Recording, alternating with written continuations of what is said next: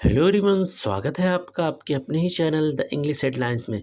दोस्तों, आज जो पैराग्राफ मैं आपके लिए लेकर आया हूँ इसका टाइटल है where there is a will there is a way, यानी जहाँ चाह वहाँ राह। बहुत ही अच्छा पैराग्राफ है दोस्तों, बहुत कुछ आपको इसमें से सीखने को मिलेगा। बहुत सारे ऐसे स्ट्रक्चर होंगे जिसको ग्रामेटिकली भी आपको बताऊंगा। इस पैराग्राफ की मदद से आप बहुत ही आसानी के साथ इंग्लिश को पढ़ सकते हैं, बोल सकते हैं और इसे सीख सकते हैं। दोस्तों, जो तरीका मैं आपको बताने जा रहा हूँ, अगर उसे सही तरीके से आपने अप्लाई किया तो आप देखेंगे हफ्ते 10 दिनों के अंदर वो ट्रांसफॉर्मेशन आप में दिखेगा जिस पर आप खुद विश्वास नहीं कर सकते। इंग्लिश को सीखने के लिए वर्ड मीनिंग बहुत ही ज़्यादा महत्वपूर्ण है। जितनी अच्छी आपकी वर्ड मीनिंग होगी उतनी जल्दी आप इंग्लिश को इम्प्रूव कर पाएंगे।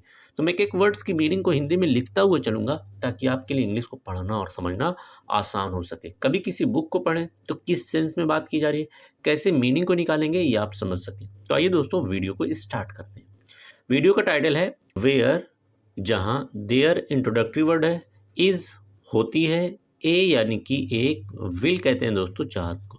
तो जहाँ चाहत होती है, देयर यानी वहाँ, इज़ होती है, ए यानी कि एक, वे यानी रास्ता, तो वहाँ रास्ता भी होता है।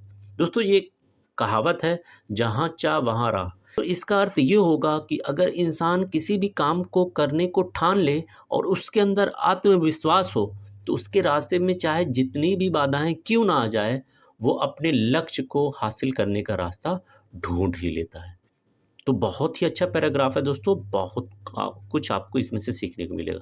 तो आइए स्टार्ट करते हैं।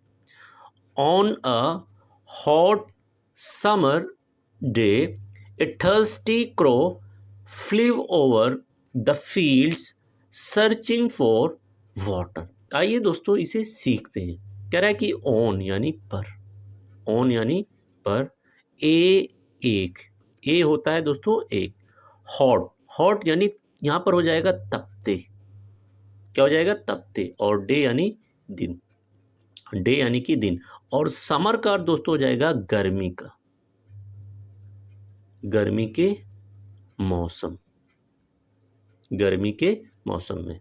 तो on a hot summer day, गर्मी के मौसम में एक तपते दिन पर, ए थर्स्टी क्रो, ए यानी कि एक, और थर्स्टी, बहुत ही अच्छा वर्ड है दोस्तों। थर्स्टी का अर्थ होता है प्यासा, थर्स्टी यानी कि प्यासा, क्रो कौवा, क्रो यानी कि कौवा, फ्लू उड़ा, फ्लू यानी उड़ा। तो थोड़ा सा मैं आपको बताता चलूँ, फ्लू जो वर्ड है ये फ्लाई से बना हुआ है, फ्लाई यानी उड़ना, फ्लू उड़ा। अगर दोस्तों ये छोटी छोटी चीज़ें हैं, अगर आप सीख लेते हैं तो बहुत ही आसानी आपको होगी इंग्लिश को सीखने में। ओवर यानी पर से, ओवर यानी पर से, फील्ड्स यानी खेतों, फील्ड्स यानी खेतों, या इसका एक और अर्थ होता है दोस्तों मैदानों। सर्चिंग, तलाश में, सर्चिंग यानी कि तलाश में। फोर, की, फोर यानी कि वाटर यानी पानी, वाटर यानी कि पानी। तो आइए दोस्तों इसे सीखते हैं। कह रहा है कि on a hot summer day, गर्मी के मौसम में एक तपते दिन पर एक प्यासा कौवा पानी की तलाश में खेतों से उड़ रहा था। But there was not a single drop to be found, but लेकिन दोस्तों बहुत ही अच्छे और बहुत ही नए वर्ड्स आपको सीखने को मिलेंगे। तो आप भी मेरे साथ साथ इन सारे वर्ड्स की मीनिंग को नोट करते हुए चलिएगा। देयर, दोस्तों देयर एक इंट्रोडक्टरी वर्ड है और इसलिए इसकी कोई भी मीनिंग नहीं निकलेगी। वॉज, था, वॉज यानी कि था, नोट नहीं, नोट नहीं। ए दोस्तों हो जाएगा एक, ए यानी कि एक, सिंगल का मतलब होता है एक, या यहां पर सेंस आपका होगा भी, एक भी। ड्रॉप यानी बूंद, ड्रॉप यानी बूंद। टू बी फाउंड, दोस्तों थोड़ा सा मैं इसके आपको बताता चलूं, टू बी फाउंड ये पैसे में लिखा हुआ है इसलिए इसकी एक साथ मीनिंग निकलेगी, पाई गई, पाई गई। तो but there was not a single drop to be found, लेकिन एक भी बूंद पानी की नहीं पाएगी, अर्थात उसे पानी का एक भी कतरा नहीं मिला। His throat was dry, his यानी कि उसका, हिज यानी कि क्या हो जाएगा दोस्तों, उसका। थ्रोट, थ्रोट यानी गला। बहुत अच्छा वर्ड है दोस्तों, नोट करते रहिएगा, बहुत ही इंपॉर्टेंट है इंग्लिश को सीखने के लिए। वॉज यानी था, वॉज था। ड्राई, सूखा, ड्राई यानी कि क्या हो जाएगा, सूखा, तो उसका गला सूखा था। एंड और, एंड यानी कि और। हिज विंग्स, हिज दोस्तों हो जाएगा उसके, हिज यानी कि उसके। विंग्स यानी पंख, विंग्स यानी कि पंख। फेल्ट, महसूस कर रहे थे, महसूस कर रहे थे। वीक यानी कमजोरी, वीक क्या होता है दोस्तों, कमजोरी। तो कह रहा है कि उसका गला सूख चुका था और उसके पंख कमजोरी महसूस कर रहे थे, अर्थात वो बिल्कुल कमजोर सा महसूस कर रहा था, जिसकी वजह से उड़ नहीं पा रहा था। Just when he was about to give up, just यानी ठीक, जस्ट यानी क्या हो जाएगा दोस्तों, ठीक। दोस्तों आप भी मेरे साथ साथ इन वर्ड्स की मीनिंग को बोलते हुए चलिएगा, इससे क्या होगा, आप बहुत ही आसानी के साथ इंग्लिश को सीख सकते हैं। वेन यानी जब, वेन जब, ठीक जब। ही यानी कि वो, ही क्या हो जाएगा दोस्तों, वो। वॉज था, वॉज यानी था। अबाउट टू, अबाउट टू का अर्थ दोस्तों हो जाएगा करने ही वाला, अबाउट टू यानी करने ही वाला। दोस्तों थोड़ा सा मैं आपको इस फ्रेज के बारे में बताता चलूं। जैसे अगर आपको बताना हो कि मैं आने ही वाला था, तो आप कहेंगे I was about to come, पहुंचने ही वाला था, अबाउट टू रीच, देखने ही वाला था, अबाउट टू सी। तो उम्मीद है कि आपको ये फ्रेज समझ में आ गया होगा। गिव अप, दोस्तों गिव अप का अर्थ हो जाएगा हार मानना, हार मानना। इंग्लिश में दोस्तों कुछ ऐसे वर्ड्स होते हैं जिनकी मीनिंग अगर आप सेपरेटली निकालेंगे तो वो नहीं निकलेगी, तो इनको एक साथ निकाला जाता है, इसे कहते हैं फ्रेजल वर्ब। तो गिव अप का अर्थ हो जाएगा हार मानना। तो ठीक जब वो हार मानने ही वाला था, ही उसने, ही उसने स्पॉटेड देखा, स्पॉटेड यानी देखा। ए टॉल, ए यानी कि एक, और टॉल का मतलब दोस्तों हो जाएगा लंबा, टॉल यानी लंबा। पिक्चर यानी घड़ा, पिक्चर यानी कि घड़ा। अंडर, दोस्तों अंडर हो जाएगा नीचे, अंडर यानी कि नीचे। और ए ट्री, ए यानी कि एक, और ट्री हो जाएगा आपका क्या, पेड़। तो कह रहा है कि ठीक जब वो हार मानने ही वाला था, तभी उसने एक पेड़ के नीचे एक लंबा घड़ा देखा।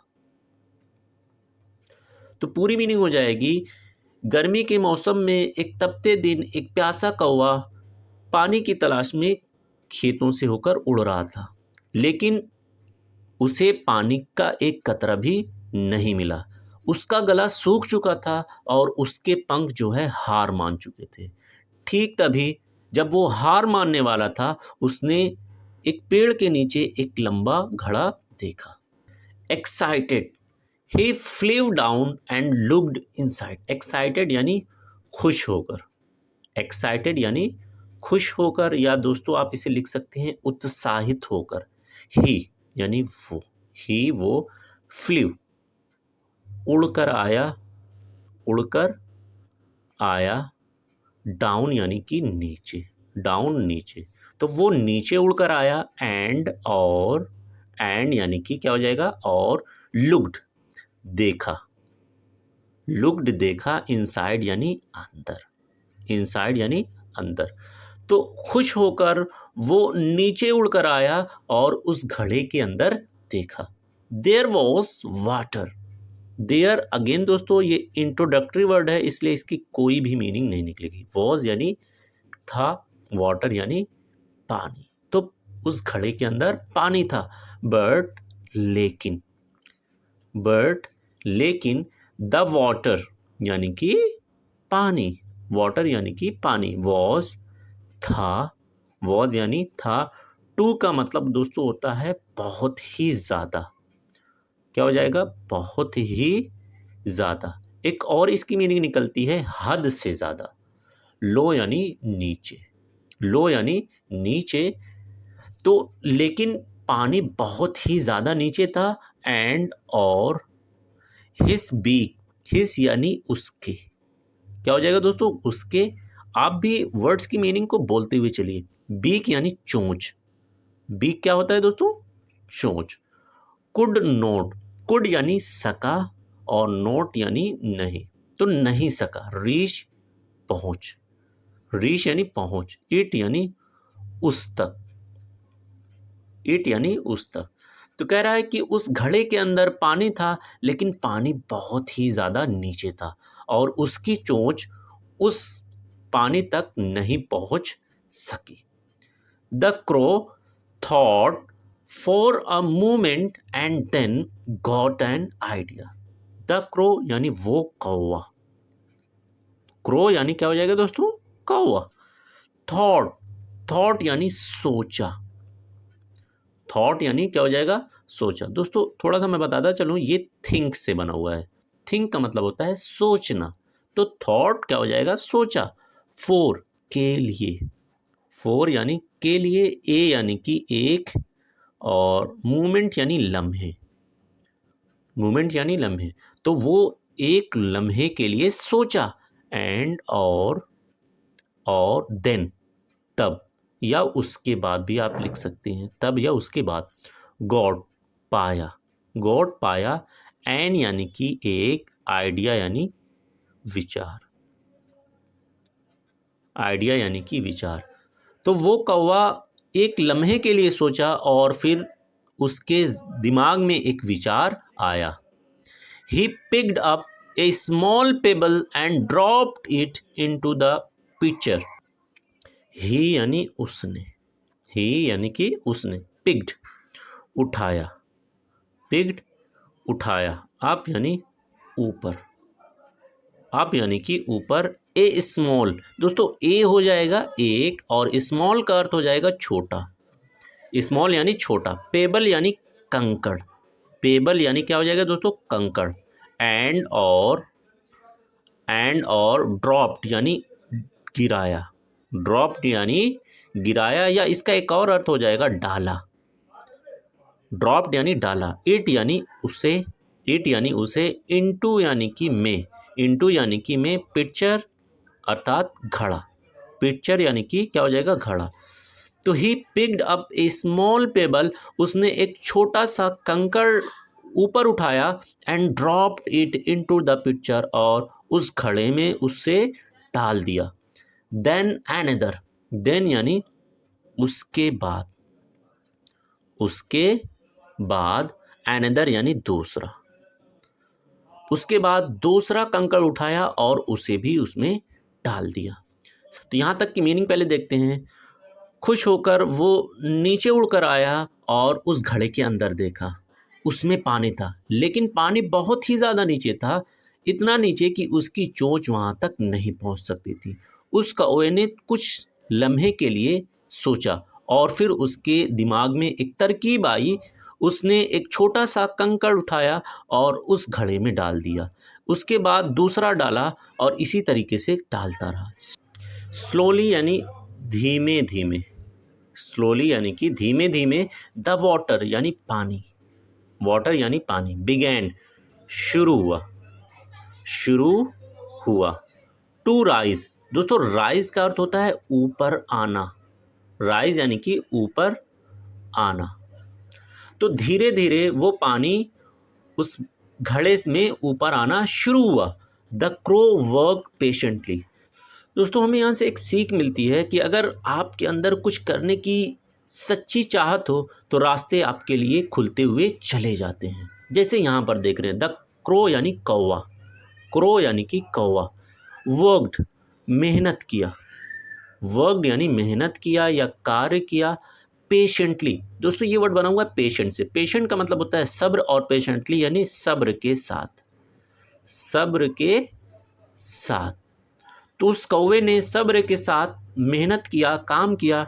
ड्रॉपिंग यानी गिराता गया, ड्रॉपिंग यानी गिराता गया, या इसका एक और अर्थ ऊपर मैं बता चुका हूँ, डालता गया। मोर यानी अधिक, मोर यानी अधिक। एंड और मोर अगेन अधिक, तो अधिक और अधिक पेबल्स यानी कंकड़ों को, पेबल्स यानी कि कंकड़ों को। तो उस कौवे ने सब्र के साथ मेहनत किया और उस घड़े में अधिक और अधिक कंकड़ों को डालता गया। Finally the water reach the top, finally यानी आखिरकार, फाइनली क्या हो जाएगा, आखिरकार। दोस्तों ये वर्ड बना हुआ है फाइनल से, फाइनल का मतलब होता है आखिर और फाइनली आखिरकार। द वाटर यानी कि पानी, रीच्ड पहुंच गया, पहुंच गया, या इसका एक और अर्थ दोस्तों यहां पर हो जाएगा आ गया, पहुंच गया या फिर आ गया। द टॉप यानी ऊपर तक, टॉप यानी ऊपर तक।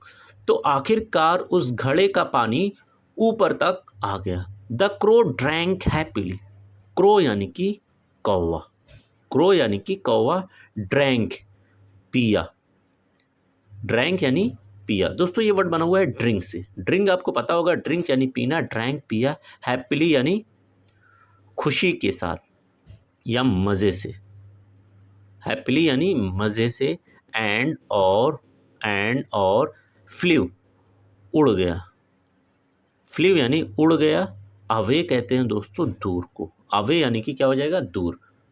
रिफ्रेश्ड तरोताज़ा, तरोताज़ा होकर, रिफ्रेश्ड यानी तरोताज़ा होकर।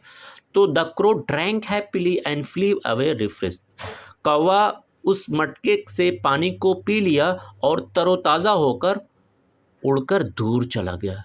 He realized that intelligence and patience are more powerful than strength. He यानी उसने, he उसने, realized एहसास किया, एहसास किया, that की तो उसने एहसास किया कि इंटेलिजेंस यानी अकल, इंटेलिजेंस यानी अकल या बुद्धि, एंड और पेशेंस यानी सब्र, पेशेंस यानी सब्र, ऊपर पेशेंटली आया हुआ था तो उसका मतलब क्या था, सब्र के साथ, आर है। मोर अधिक, मोर यानी कि क्या हो जाएगा, अधिक। पावरफुल, पावरफुल यानी शक्तिशाली, पावरफुल यानी शक्तिशाली। देन यानी से, और स्ट्रेंथ का दोस्तों होता है ताकत, स्ट्रेंथ यानी कि ताकत। तो उसने एहसास किया कि अक्ल और सब्र ताकत से ज़्यादा शक्तिशाली होता है। इस कहानी से हमें यही सीख मिलती है कि अगर हमारे अंदर कुछ करने की सच्ची चाहत होती है तो रास्ते अपने आप खुलते हुए चले जाते हैं। इसलिए हमेशा हमें मेहनत करते रहना चाहिए, धैर्य रखना चाहिए और अपने लक्ष्य को पाने के लिए निरंतर प्रयास करना चाहिए। Thanks for watching this video.